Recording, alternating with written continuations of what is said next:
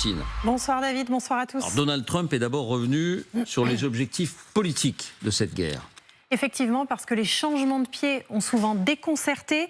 Fin du programme nucléaire et balistique, changement de régime.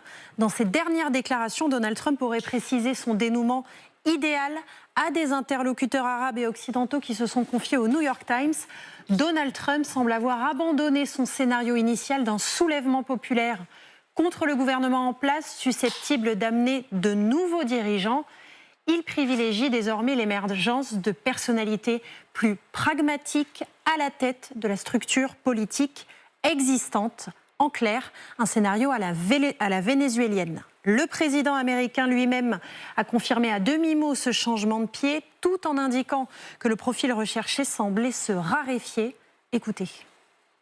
Well, most of the people we had in mind are dead, and now we have another group. They may be dead also.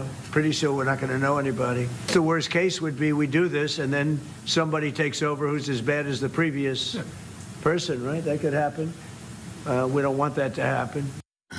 Et Donald Trump va même un peu plus loin. L'hypothèse Reza Pahlavi, le dernier fils du Shah d'Iran, semble écartée. Écoutez-le à nouveau.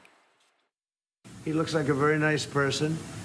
But it would seem to me that somebody that's there, that's currently popular, if there's such a person.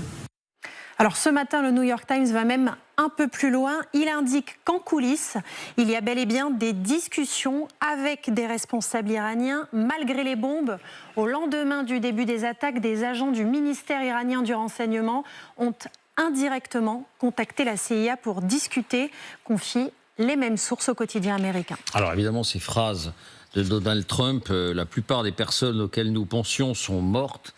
Ça a suscité des sourires un peu jaunes, évidemment, autour de cette table, parce que ça a quelque chose, quand on est extérieur à ce théâtre, c'est vrai, de profondément désarmant. C'est-à-dire, on se dit, mais quelle est cette manière de conduire la guerre ?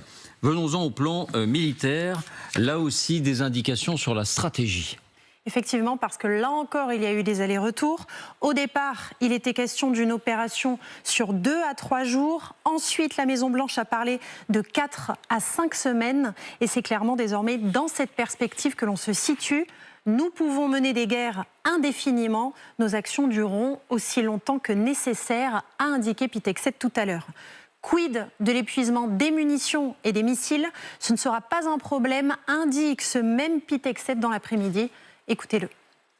As President Trump said, more and larger waves are coming. We are just getting started. American strength grows fiercer, smarter, and utterly dominant. More bombers and more fighters are arriving just today. And now, with complete control of the skies, we will be using GPS and laser-guided precision gravity bombs, of which we have a nearly unlimited stockpile.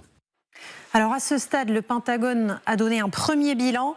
2000 cibles touchées, installations militaires, défense antiaérienne, stock de missiles balistiques. Il est aussi question de 300 lanceurs détruits, alors même que l'on estime que l'Iran n'en possède que quelques centaines. En réalité, ce défi n'est pas si simple. Voilà pourquoi Donald Trump s'apprête à rencontrer les principaux industriels de la défense, Lockheed Martin, Raytheon notamment, pour multiplier par 2 ou par 3 la production de missiles de défense antiaérienne notamment.